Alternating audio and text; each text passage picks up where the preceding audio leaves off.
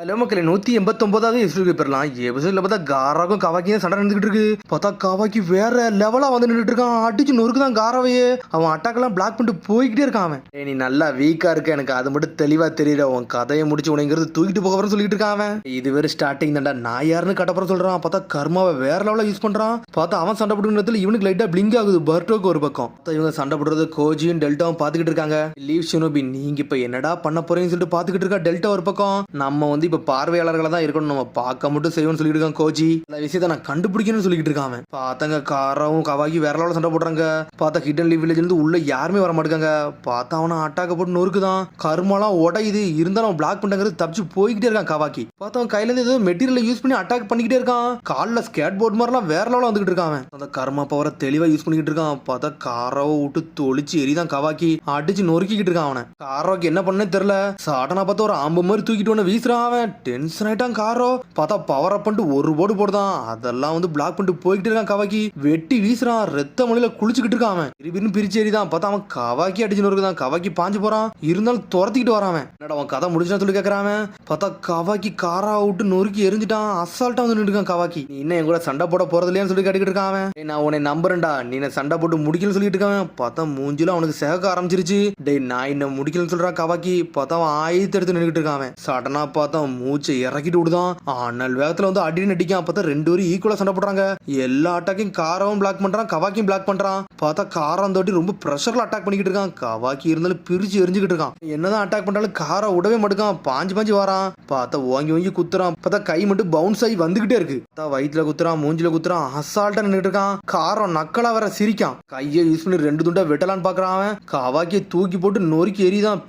பிரிச்சு எரிஞ்சிட்டு இருக்கான் காரோ. பார்த்தா கவாக்கியால நிக்க கூட முடியல. பார்த்தா ரத்தம் சிந்த நின்றுட்டு இருக்கான். பார்த்தா நெருப்பு வச்சு நொறுக்கி எரிதான். இருந்தாலும் கவாக்கி அவன் பவரை யூஸ் பண்ணி பிளாக் பண்ணிட்டு போய்கிட்டே இருக்கான். பக்கத்துல வந்துட்டு இருக்கான். பார்த்தா கவாக்கி அவனால முடிஞ்ச அளவுக்கு அட்டாக் பண்ணிக்கிட்டே இருக்கான். பார்த்தா சக்கரா மட்டும் போயிருச்சு. பார்த்தா ரொம்ப ஸ்லோ மூவ்மெண்டா இருக்கான். காரை தூக்கி போட்டு ஒரு சப்ளாக்ஸை போட்டு விட்டுதான். அடிச்சல கவாக்கி செதறதான். பார்த்தா சப்ளாக்ஸ் அட்டாக்க போட்டுக்கிட்டே இருக்கான். தூக்கி வானத்திலே வீசிட்டான். அவனை வீசுல வானத்துல பறந்து போய்கிட்டு இருக்கான். பார்த்தா அந்த கர்மாவோட பவர் லைட்டா வானத்துல பறந்துகிட்டு இருக்கு. அதை அப்படியே கேட்ச் பண்றான். அவன் கீழே இறங்க கதையை முடிச்சலான்னு பார்க்கான். பார்த்தா அவன் கையில வச்சிருக்க மெட்டீரியல் வச்சு பிளாக் பண்ணிட்டு இருக்கான் கர்மா பவரை யூஸ் பண்ணி. பார்த்தா திரும்பி கவாக்கி டென்ஷன் ஆயிட்டான். சடனா அவன் கையில பிளேடு மாதிரி மாத்துறான். அவன் பாஞ்சு வந்து அட்டாக் பண்ணலான்னு போறான் காரோ. பார்த்தா வயிற்றுல கொத்தி தூக்கிட்டான். அவன் கை அப்படியே உடஞ்சிருச்சு. இருந்தாலும் கையை உள்ள விட்டு இறக்கிட்டான். இறக்கிட்டு அப்படியே திரும்புறான். பார்த்தா கவாக்கி ஒரு போடு போடுதான். யாரோட அடிக்க வரன்னு சொல்லிட்டு ஒரு அழுத்தம். அந்த இடமே ரெண்டு துண்டா போயிருச்சு. உன்னை கொல்ல கூடாதுன்னு சொல்லிட்டு உத்தரவு போட்டுருக்காங்கடா. அது ஒரு விஷயத்துக்காண்டி தாண்டா உன்னை உயிரோட விடுறேன்னு சொல்லிட்டு அடிச்சல கவாக்கி வாங்கிட்டான். அப்படி உன புள்ள பூச்சி மாதிரி தூக்கி நின்றுட்டு இருக்கான். அதுல இருந்து நான் சொல்ற பேச்ச கட்டிருந்தேன், இன்னதுக்கு இந்த அளவுக்கு அடிபட்டு இருக்க மாட்டேன்னு சொல்லிட்டு இருக்கான். பார்த்தா பர்ட்டோ டென்ஷன் ஆயிட்டு அவன் களத்துல இறங்கலான்னு போறான். அவன் உடனே கொணகமர் சொல்றான், டே பர்ட்டோ நீ கொஞ்சம் பொறுமையாடா, இங்க என்ன நடக்கனே தெரியல. அவன் நம்ம எதிரியா நண்பனான்னு கூட தெரியல, கொஞ்சம் பொறுமையா சொல்றான் கொணகமர். நீ ஏதாவது தப்பான மூடுதுன்னா தப்பாயிரு சொல்லிட்டு இருக்கான். என்ன பேசுறீன்னு சொல்லிட்டு பேசிட்டு இருக்கான் பர்ட்டோ. சடனா பார்த்தா தூரத்துல இருந்து காரை இவங்க மேல அட்டாக்க போட்டுட்டு தான். பார்த்தா கொணகமர் பிளாக் பண்ணிட்டு போய்கிட்டே இருக்கான். அவன் டே பர்ட்டோ நான் சொல்றதை நீ தெளிவா கேள்றா. இப்போ வந்து சி ரேங்க் மிஷன்லாம் கிடையாடா, இப்போ இது எஸ் ரேங்க் மிஷன்டா. அதனால நான் சொல்றது மட்டும் தெளிவா கேளுன்னு சொல்லிட்டு இருக்கான். சொல்றது கேளு, உங்களை உயிரோட ஊருல கொண்டு போய் சேர்க்கணும், அதான் என்னோட வேலைன்னு சொல்லிட்டு இருக்கான். வேற எதுவும் எனக்கு முக்கியம் இல்லைன்னு சொல்றான். நீ உள்ள வராம இருந்தா மட்டும் போதும் சொல்லிட்டு இருக்கான். காரோ ஒரு பக்கம் டெல்டா சொல்றான், அந்த காரோட்ட முதல்ல சொல்லி தான் கூட்டு வந்தா கொஞ்சம் பொறுமையா ஹேண்டில் பண்ணணும்னு சொல்லிட்டு இவன் இந்த அளவுக்கு அடிப்பா நினைச்சு கூட பார்க்கணும்னு சொல்லிட்டு இருக்கா டெல்டா. அடிச்ச அடில அவன் மூளையே கலங்கி போயிருக்குன்னு நினைக்க சொல்லிட்டு பேசிக்கிட்டு இருக்காங்க. அவங்க கோஜி ஒரு பக்கம் சொல்லிட்டு இருக்கான், கொஞ்சம் ரிலாக்ஸ் ஆகு, இவன் தான் நம்மளோட இதுக்கே கீயா இருக்க போறோம்னு சொல்லிட்டு இருக்கான். கவாக்கிய பார்த்து நீ முழிக்கலையான்னு சொல்லிட்டு காரா கட்டுக்கிட்டு இருக்கான். அவன் உடனே பார்த்தா அவன் கையில உள்ள கர்மா பவர் வந்து லைட் அப்படி பிளிங்க் ஆக ஆரம்பிச்சிருச்சு. அவனுக்கு பிளிங்க் ஆனா அடுத்த செகண்ட் பர்ட்டோக்கு அந்த பவர் அப்படி உடம்பு ஃபுல்லா பரவ ஆரம்பிக்கி. சாடா பார்க்க அப்பெல்லாம் வந்த மாதிரி இந்த பையனுக்கு இப்பவும் வந்துருக்குன்னு சொல்லிட்டு பாத்துக்கிட்டு இருக்காவா. உடனே பார்த்தா கவாக்கி வேற லெவலில் நின்றுட்டு இருக்கான். பர்ட்டோ பாத்துக்கிட்டு இருக்கான். டே நீ இன்னும் மாட வர போறன்னு சொல்லிட்டு பாத்துக்கிட்டு இருக்கான். காரா ஒரு பக்கம் பார்த்தா கவாக்கி அசால்ட்டா பேசிக்கிட்டு இருக்கான். அவன் கதையை முடிக்க வேண்டிய வேலை வந்துட்டு சொல்லிட்டு இருக்கான். சடனா பார்த்தா கையை ஒரு எரிச்சிட்டு விட்டான். அவன் அடிச்சதுல காரோட கையை ரெண்டு துண்டா போயிருச்சு.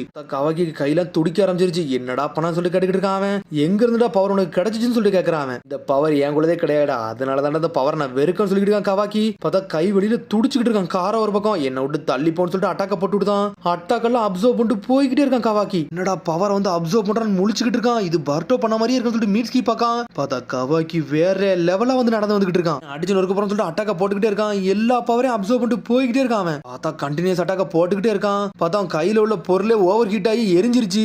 என்ன பண்ணே உனக்கு தெரியல.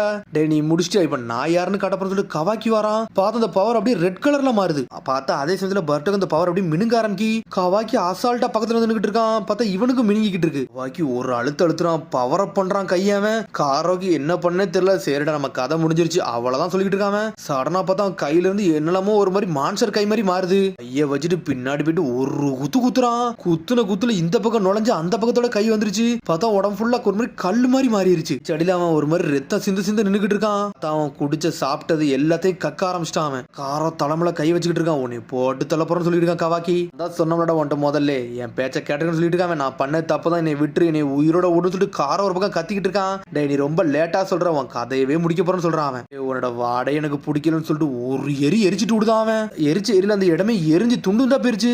பார்த்தா அவன் போட்டு அட்டாக் எல்லா பக்கம் பரவுது. பார்த்தா கொனகமார் டீமே அதுக்கு செத்து இருப்பாங்க. அங்க பாதி இடம் அழிஞ்சிருச்சு. இருந்தாலும் கோஜியும் டெல்டாவும் வேற லெவலா நின்றுட்டு இருக்காங்க. பார்த்தா காரம் பாதி உடம்பு மட்டும் தான் இருக்கு, மிச்சம் எல்லா உடம்பும் செத்து சின்ன பின்னமாயிருச்சு. பேஸ் 3க்கு பேருக்கு உண்மையிலே நல்லா தான் இருக்குன்னு சொல்லிட்டு கோஜி சொல்லிக்கிட்டு இருக்கான். உடனே டெல்டா சொல்றா, கவாக்கி உண்மையிலே சூப்பரா பண்ணடா, லீவ் ஷினோபி ரொம்ப தொந்தரவு பண்ணியிருந்தாங்க, அவனுக்கு கதையை முடிச்சிட்டேன்னு சொல்லிக்கிட்டு இருக்காவா. இம்ப்ரெசிவா நல்லா இம்ப்ரெஸ் பண்ணிட்டான்னு சொல்லிக்கிட்டு இருக்காவா. உன்னை கோஜி சொல்றான், ஏய் டெல்டா நீ கொஞ்சம் நல்லா கூர்ந்து பாருன்னு சொல்லிட்டு இருக்கான். நல்லா கூர்ந்து பாத்துக்கிட்டு இருக்காங்க அவங்க.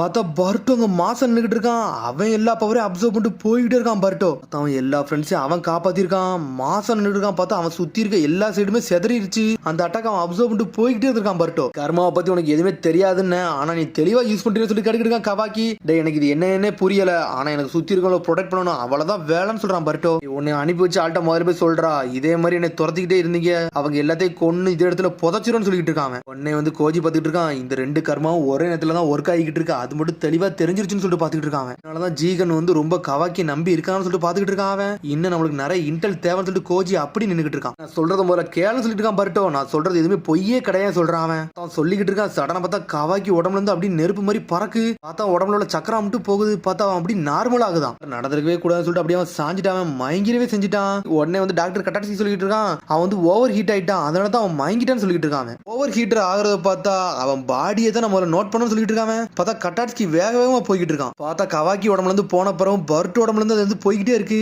பார்த்தா கட்டாட்சி வேகமா வந்து கவாக்கி பக்கத்துல வரான். டெல்டா சொல்றா, கோஜி நம்மளுக்கு ஒரு வழியே இல்ல, அந்த லீவ் ஷினோபியை நொறுக்கி எரிஞ்சிட்டு கவாக்கியை தூக்கிட்டு போய்கிட்டே இருப்பான்னு சொல்லிட்டு இருக்காவா. இதுல இன்டர்ஃபியர் ஆகாத கொஞ்சம் பொறுமையாருன்னு சொல்றான் கோஜி. என்னதான் நீ யோசிக்கிறன்னு சொல்லி கேட்டுக்கிட்டு இருக்காவா. இந்த வெசல இங்கிருந்து நம்ம உடவான்னு சொல்லி கேட்டுக்கிட்டு இருக்காவா. ஆமா நான் அதைத்தான் யோசிச்சுக்கிட்டு சொல்லிட்டு இருக்கான். அவனோட மிஷன் எனக்கு நான் இப்ப தான் தெளிவா புரிஞ்சுக்கிட்டேன். இந்த வெசலை எதுக்கு யூஸ் பண்ணணும்னு சொல்லிட்டு நம்ம பார்த்து தான் யூஸ் பண்ணணும். முதல்ல நம்மளுக்கு எல்லா இன்டெல் தேவைன்னு சொல்றான் கோஜி. நான் தான் அந்த காரா உள்ள கூட்டு வந்தேன், அவன் இவ்வளவு பிரச்சனை பண்ண நினைச்சு கூட பார்க்கல. அட்லீஸ்ட் இந்த லீவ் ஷினோபி வச்சு கொன்னு எரியுமான்னு சொல்லி கேட்டுக்கிட்டு இருக்கா டெல்டா. நம்ம இவங்களை கொன்னு ஒரு பிரயோஜனம் கிடையாது, ஆல்ரெடி ஏர்ஷிப் வந்து உளுந்துருச்சு, இதுவே உங்களுக்கு தெரிஞ்சிருச்சு, அதனால இப்ப பண்ணி ஒன்னும் பிரயோஜனம் கிடையாது, அதனால கொஞ்சம் பொறுமையாருன்னு சொல்றான் அவன். நம்ம நடக்கிற விஷயத்த எல்லாத்தையும் நம்ம புரிஞ்சுக்கணும், அதுக்கப்புறம் நம்ம யாருன்னு காட்டணும், காரணம் நம்ம மாசம் சொல்லணும்னு சொல்லிட்டு இருக்கான் அவன். இப்ப எனக்கு ஒரு வழியும் கிடையாது, ஜீகன் சொன்ன மாதிரி உன்னோட லீடை மட்டும் நான் ஃபாலோ பண்றேன்னு சொல்லிட்டு டெல்டா அங்க இருந்து போய்கிட்டே இருக்கா. பார்த்தா கோஜி எங்க நிக்கான். சடனா அவனும் மறைஞ்சு போறான் அங்க இருந்து. பார்த்தா கவக்கியை தான் கட்டுறாங்க. நான் நினைச்ச மாதிரி தான் இருக்கு, இவன் பாடி உண்மையிலே நார்மல் பாடியே கிடையாது சொல்லிட்டு இருக்கான் டாக்டர். சண்டை போடுறத பார்த்தா எனக்கு அப்படிதான் நினைச்சு சொல்லிட்டு இருக்கான் பர்ட்டோ. பார்த்தா கவாக்கி அவன் ஒத்த உடம்பை சுத்தி பாத்துக்கிட்டு இருக்கான். உடம்புல சயின்டிபிக் நிஞ்சா டூல் இருக்குன்னு நினைக்க சொல்லிட்டு இருக்கான் பர்ட்டோ. ஒரு பக்கம் உடம்பு அப்படிலாம் கிடையாது, இவன் வந்து உடம்பு வந்து ரொம்ப அட்வான்ஸா இருக்குன்னு சொல்லிட்டு இருக்காரு டாக்டர். மன்னிச்சுடா தம்பின்னு சொல்லிட்டு அவனோட ரத்தத்தை கொஞ்சம் லைட்டா எடுத்துக்கிட்டாரு. பார்த்தா சாம்பிள் டெஸ்ட் பண்ணிக்கிட்டு இருக்காரு அவரு. பார்த்தா அந்த இடத்துல வச்சு எக்ஸ்பிளைன் பண்றாரு அவரு. ஒவ்வொரு பிளட் ஒவ்வொரு மாதிரி ரியாக்ஷன் பண்ணும், இவன் பிளட் என்ன மாதிரி ரியாக்ஷன் பண்ணும் பாப்போம்னு சொல்லிட்டு இருக்காரு அவரு. பார்த்தா அந்த பிளட் உள்ள போட்டோன்னே சடனா பார்த்தா ஏதோ ஒரு கல்லு மாதிரி மாறுது. பார்த்து கல்லா மாட்டி வெடிச்சு செதறுது. அது ஏதோ முள்ளா மாதிரி கீழே கிடந்துகிட்டு இருக்கு. இதை நீங்க நல்லா பாத்தீங்கன்னு சொல்லிட்டு கேட்டுக்கிட்டு இருக்காரு அவரு. என்னதுன்னு சொல்லிட்டு பார்ட்டா கேட்கறான். அவனோட மொத்த உடம்பே சயின்டிபிக் நிஞ்சா டூல் தான் சொல்லிட்டு இருக்காரு டாக்டர். என்ன சொல்றீங்கன்னு சொல்லிட்டு மிரளுதாங்க அவங்க. இதை நான் முதல்ல சஸ்பெக்ட் பண்ணதான், இவன் பாடியை மொத்தமாவே மாத்திருக்காங்க, எல்லாம் புது அப்டேட் டெக்னாலஜி வச்சிருக்காங்கன்னு சொல்லிட்டு இருக்காங்க. லார்ட் 7 ஆர்டிபிஷியல் ஹேண்ட் வச்ச மாதிரி இவன் உடம்பு ஃபுல்லாமே வந்து ஆர்டிபிஷியலா தான் இருக்குன்னு சொல்லிட்டு இருக்காரு டாக்டர். இவன் வந்து லார்ட் அவு மாதிரிலாம் கிடையாது, இவனோட உடம்பு வந்து ஒரு கலைன்னு சொல்லிட்டு இருக்காரு அவரு. என்ன மாதிரி ஒரு ஜீனியஸ் வேற எங்கேயும் இருக்காங்க, அதை நினைச்சாலே சந்தோஷப்பட்டுக்கிட்டு சொல்லிட்டு இருக்காரு கட்டாட்ஸ்கி. செலிப்ரேட் பண்ண நேரம்லாம் இது கிடையாது, இப்ப நம்ம இதை பிக்ஸ் பண்ண முடியுமா சொல்லிட்டு கேட்டுக்கிட்டு இருக்கான் பர்ட்டோ. அதுவே முடியவே முடியாது சொல்றாரு டாக்டர் கட்டாட்ஸ்கி. இவனை என்ன மாதிரி ஸ்கிராச்ல இருந்து கிரியேட் பண்ணிருப்பாங்களா, ஆரம்பத்துல இருந்து கிரியேட் பண்ணிருப்பாங்கன்னு சொல்லிட்டு மீட்ஸ்கி கேட்டுக்கிட்டு இருக்கான். டேய் நீ கொஞ்சம் டிஃபரெண்ட், இந்த பையன் கொஞ்சம் டிஃபரெண்ட் சொல்லிட்டு இருக்காரு டாக்டர் கட்டாட்ஸ்கி. நீ வந்து ஜெனடிக்கா கிரியேட் பண்ணாட்ட ஆளுடா, ஆனா இவன் அப்படி கிடையாது, இவன் டெக்னாலஜி மூலியமா கிரியேட் பண்ணாட்ட ஆளுன்னு சொல்லிட்டு இருக்காரு அவரு. உன்னை கொனகமர் சொல்றா, இவனை வந்து வெசல்னு சொன்னாங்க, அப்புறம் அந்த ஏர்ஷிப்ல தான் இவன் உளுந்திருப்பானு சொல்லிட்டு கேட்டுக்கிட்டு இருக்கான் கொனகமர். கண்டிப்பா தேடி வருவாங்க, இவனை இங்க விட்டுட்டு போனோம் பெரிய பிரச்சனையா சொல்லி பேசிட்டு இருக்காங்க அவங்க. இவனை தூக்கிட்டு போனா நம்மளுக்கு நிறைய இன்டெல் கிடைக்கும் சொல்லிட்டு பேசுறாங்க. சடனா பார்த்தா மீட்ஸ்கி உடம்பு அப்படி பெருசாகுது. என்னன்னு பார்த்தா உள்ளதான் நாய் நின்னுகிட்டு இருக்கு. அது சடனா வெளியே குதிச்சு வருது. குதிச்சு வந்துட்டு கவாக்கி அப்படி நக்க ஆரம்பிச்சிட்டாரு. இந்த பையனை விட்டு போக முடியாது, அது மட்டும் தெரிஞ்சுட்டு சொல்லிட்டு பேசிட்டு இருக்காங்க அவங்க. வில்லேஜ் தூக்கிட்டு போறதா நம்மளுக்கு ஒரே ஒரு வழின்னு சொல்றாங்க அவங்க. எங்க அப்பாட்ட தூக்கிட்டு போனா நம்மளுக்கு ஒரு ஐடியா கிடைக்கும்னு சொல்லிட்டு பார்த்தா அதோட எபிசோட் முடியுது. அதுக்கடுத்த எபிசோட சந்திப்போம். மறந்து ஷேர் பண்ணுங்க, கமெண்ட் பண்ணுங்க, பெல் பண்ணுங்க. பாருங்க. See you, bye.